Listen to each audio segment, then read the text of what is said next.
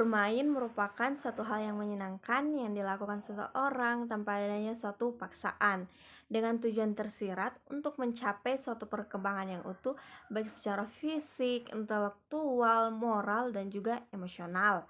Fungsi terapi bermain secara implikasinya dalam permainan bersifat terapeutik sangat erat hubungannya dengan faktor biologikal, intrapersonal, interpersonal, dan juga sosial kultural. Permainan juga berfungsi sebagai sarana pelatihan bagi anak untuk mengenal aturan-aturan sebelum anak memasuki dunia masyarakat, bagaimana anak mematuhi norma-norma, bagaimana anak mengenal tentang larangan-larangan, bagaimana anak berlaku jujur, setia, dan lain sebagainya. Adapun profil anak yang akan saya bacakan, nama anak Febriano Tagung, tempat tanggal lahir Goa 19 Juni 2007, umur 14 tahun, anak kedua dari dua bersaudara, kelas 2 SMP, asal sekolah SLB 1 Goa, keturunan tunagrahita, alamat Jalan Gasing, Daeng Tiro. Nama orang tua yang pertama ayah, Marcelinus, pekerjaan swasta. Kemudian ibu, Ima Kumalata, pekerjaan ibu rumah tangga.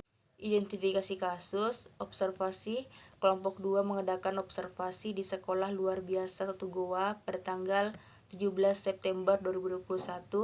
Kami mengantar surat ke sekolah dan guru di sekolah menyuruh kami untuk menghubungi beberapa orang tua siswa dan hanya orang tua dari Febriano Tagung yang merespon kami. Pada hari Senin, tanggal 20 September 2021, kami pergi ke rumah Febriano Tagung di Jalan Gasing, Daeng Tiro. Kami melakukan wawancara kepada orang tua Febriano Tagung dan melakukan asesmen. Wawancara pada hari Senin, kami mengunjungi rumah Febriano Tagung untuk melakukan wawancara kepada orang tuanya. Dari hasil wawancara dan melihat kondisi anak, kami tertarik kepada Febriano Tagung untuk dijadikan subjek penelitian ini. Untuk mengetahui lebih lanjut mengenai bagaimana perkembangan Febriano Tagung di sekolah, kami pergi ke SLB 1 Goa untuk mewawancarai wali kelas Febriano Tagung. Kamis tanggal 30 September 2021, kami mendatangi SLB 1 Goa, tetapi guru-guru di sekolah sibuk karena adanya kegiatan yang dilangsungkan selama 3 hari, yaitu hari Rabu, Kamis, dan Jumat. Selanjutnya pada proses identifikasi kasus, hal-hal yang didapatkan oleh kelompok kami, yang pertama, kelebihan anak. Kelebihannya tidak mengalami gangguan pada organ fisik. Yang kedua, mampu dalam memegang pulpen. Yang ketiga, mampu melakukan aktivitasnya sehari-hari dan mampu melakukan permainan seperti bermain bola dan bermain mobil-mobilan. Yang kedua adalah kelemahan anak. Kelemahan anak di sini terdapat pada anak memiliki gangguan pada sistem motoriknya, mudah merasa bosan, tangan kaku. Ketika melakukan aktivitas sehari-hari memerlukan bantuan orang tua dan pergerakan tangan yang cepat dan suka bergerak-gerak.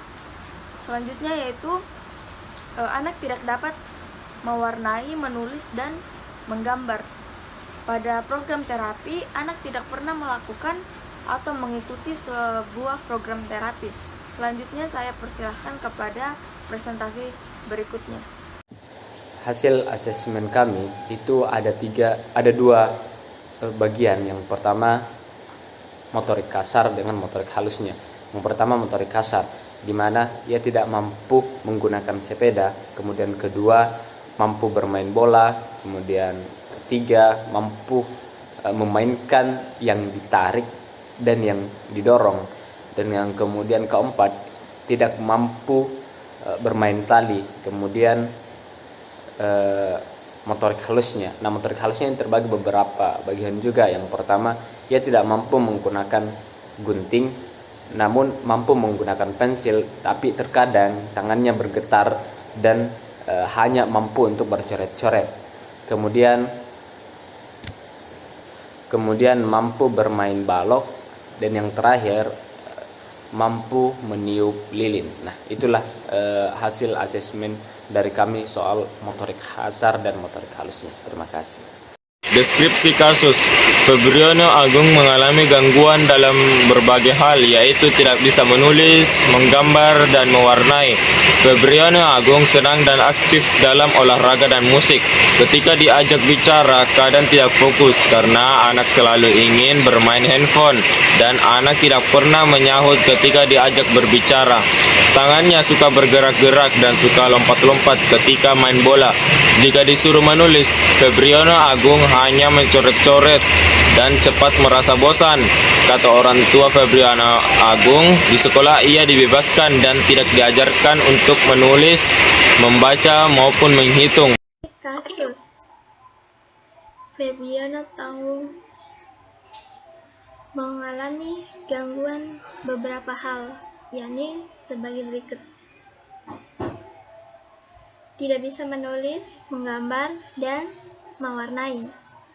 Febriono Agung senang dan aktif dalam olahraga dan musik.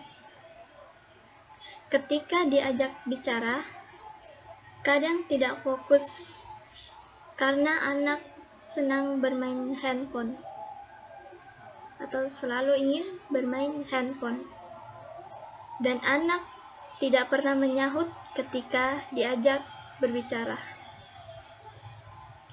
Tangannya suka bergerak-gerak dan melompat-lompat.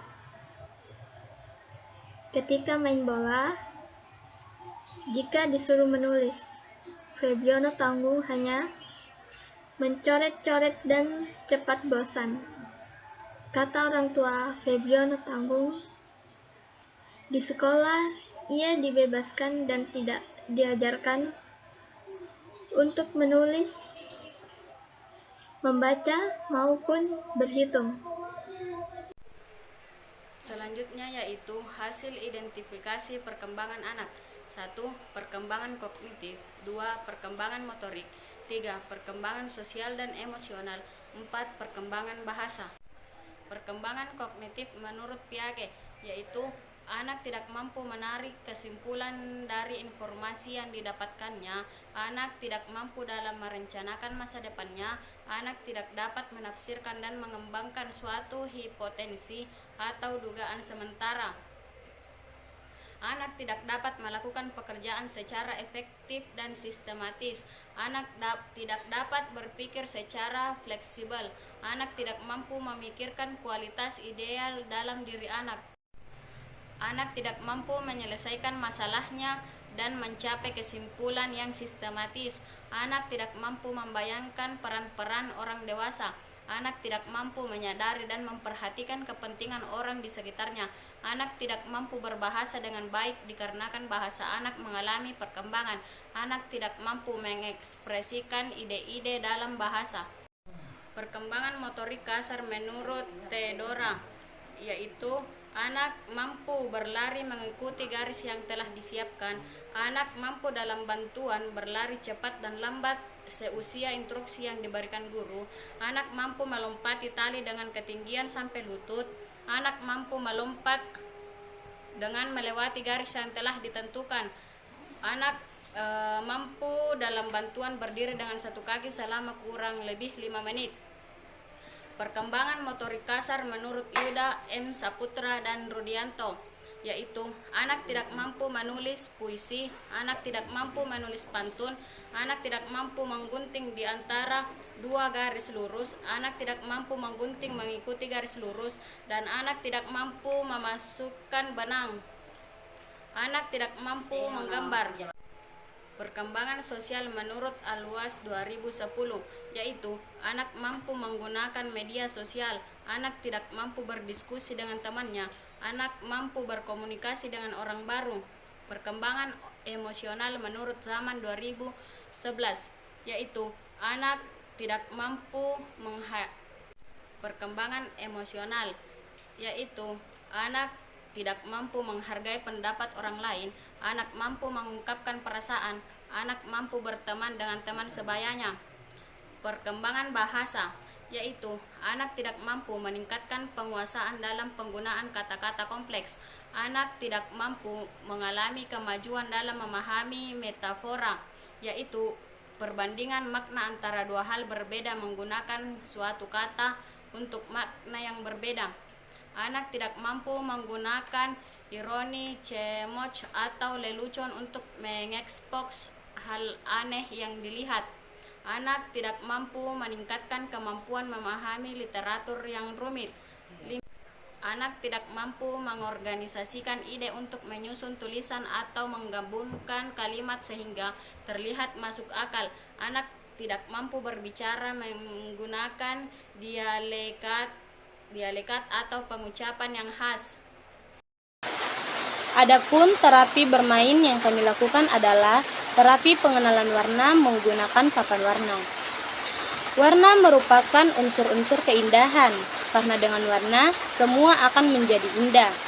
Menurut Sulasmi Dharma Prawira, mengemukakan warna adalah salah satu keindahan dan desain, selain unsur visual seperti garis, bidang, bentuk, nilai, dan ukuran.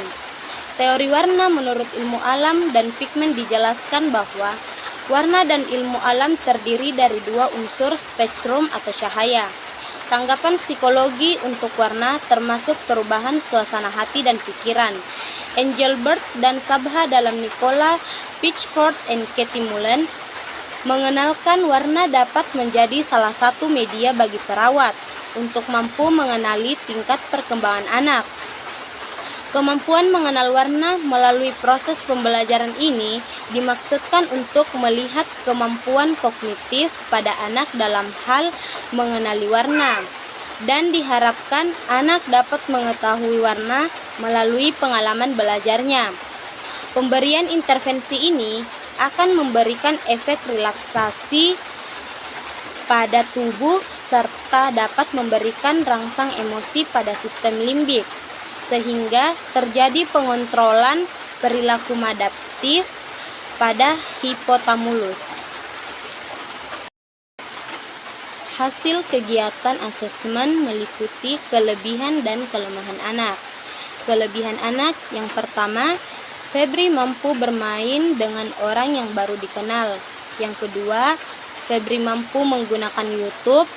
Yang ketiga, Febri mampu meminta sesuatu dengan cara menunjuk. Dan yang keempat, Febri mampu melompat dan berlari.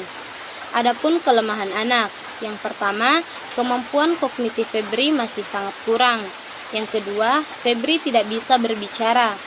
Yang ketiga, Febri kadang tidak bisa diam atau hiperaktif.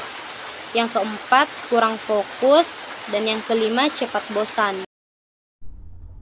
Adapun tujuan dari program terapi bermain pengenalan warna yaitu yang pertama dapat mengenal atau membedakan warna, yang kedua dapat meningkatkan kemampuan kognitif anak, yang ketiga dapat meningkatkan kefokusan anak agar anak tidak mudah bosan. Adapun kegiatan terapi dilakukan di rumah siswa yang bertempat di Jalan Gasing Daentiro pada tanggal 1 dan tanggal 6 Desember 2021. Adapun jenis terapi yang dilakukan yaitu terapi pengenalan warna, yaitu permainan yang dilakukan dengan mencocokkan warna sesuai dengan warna yang ada di papan warna. Perkiraan program yang dilakukan yaitu pelaksanaan program ini dilakukan selama 2 pekan, setiap pekan dilakukan satu kali dalam sepekan. Pendekatan yang dilakukan yaitu pendekatan individu, dan media yang digunakan yaitu media papan warna. Adapun pelaksanaan terapi bermain pengenalan warna yaitu yang pertama pembukaan. Yang pertama mempersiapkan tempat, yang kedua mempersiapkan media, yang ketiga memperkenalkan media kepada anak, yang keempat memperkenalkan permainan yang dilakukan kepada anak. Yang kedua kegiatan inti. Yang pertama terapis memberikan contoh kepada anak bagaimana cara menempelkan warna yang sesuai dengan papan warna. Yang kedua, anak mencoba menempel warna yang sesuai dengan pada papan warna. Yang ketiga, terapis mengulang kembali dan membantu anak menempelkan warna agar sesuai. Dan yang keempat, anak mencoba lagi dan melakukannya secara berulang-ulang. Dan yang ketiga, kegiatan penutup. Terapis menutup kegiatan terapi bermain. Adapun evaluasi pelaksanaan terapi, yang pertama, anak belum bisa membedakan atau mengenal warna.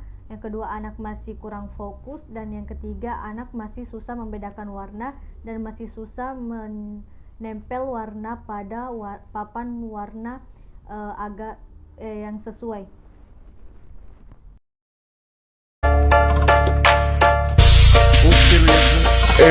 Sorrynya ndak barasan, ndak takuti sampai di dada. Ngana kira tamu cemburu.